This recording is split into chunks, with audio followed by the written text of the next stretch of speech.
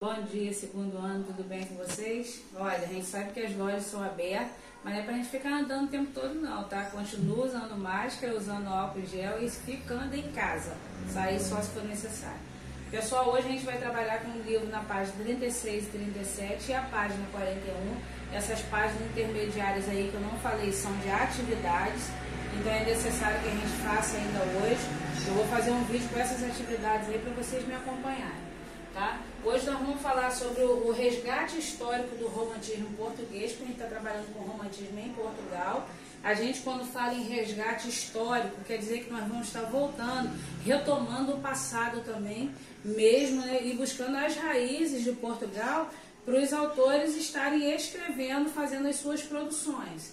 Né? Duas características, talvez três, marcantes nesse período, vai ser o historicismo, o medievalismo e o nacionalismo, que a gente não pode esquecer. Quando a gente fala em historicismo, os autores, né, do romantismo português vão trabalhar isso, eles vão trabalhar o que? A origem do povo, vão trabalhar as histórias desse povo, toda a cultura desse povo, assim como o nacionalismo também, que vai tratar e retratar a cultura do país.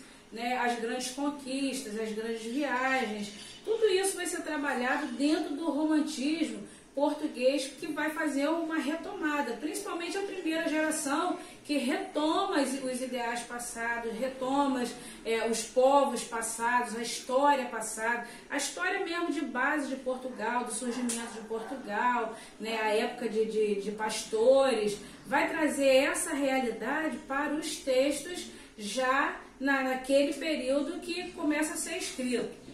E o medievalismo é essa questão mesmo, né? De que havia assim, os reis, havia os conquistadores de terras, né? As pessoas que trabalhavam em favor de Portugal para se alcançar coisas grandes dentro de Portugal. Então tudo isso vai trabalhar o quê? Dentro do medievalismo, né?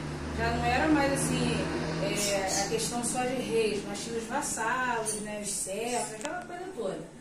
Tá, pessoal? Como heróis nesse período, nós vamos ter quem? Almeida Garré e Alexandre Herculano.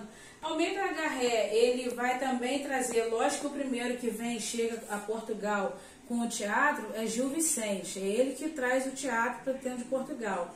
Mas quem vai intensificar a presença do teatro em Portugal vai ser quem? Almeida Garré.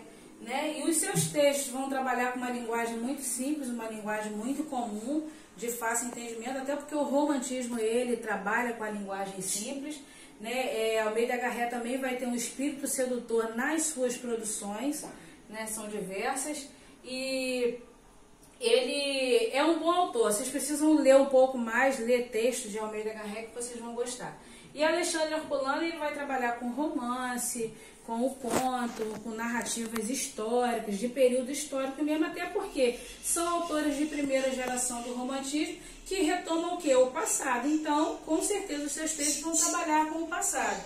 Só que o vocabulário de Alexandre Herculano é um vocabulário mais rico, né? É uma linguagem mais rebuscada. E nós temos lá na página 41 o folhetim romântico. Por que é chamado de folhetim?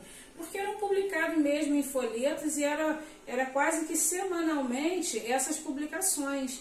Né? Por isso eram chamados de folhetins, porque havia uma sequência. A história começava aqui, aí na outra semana era um pedaço daquela história, né? Daí a gente vai voltar lá nas novelas de cavalaria. Era como se fosse assim, escrito aos poucos para as pessoas gostarem, terem ritmo e desejo de continuar fazendo a leitura desses textos. Né? Esses textos eles eram mais sentimentalistas, muitas metáforas, né? E o folhetim romântico ele já vai fazer parte também de quê? Da segunda geração romântica. Os autores são ultra românticos, é um romantismo bastante exagerado, como a gente já viu. Né? E o folhetim, lógico, vai se sobressair o quê? A prosa, né? Que são os textos mais em parágrafos. Como autor, a gente vai ter Camilo Castelo Branco, que vai escrever narrativa, vai escrever peças de teatro, né? E aí, pessoal, o nosso conteúdo dessa semana é esse, e eu vou fazer com vocês agora a parte do exercício. Eu vou ler e vocês vão responder, e depois a gente volta para fazer a correção e tirar qualquer dúvida, tá bom? Um beijo, fica com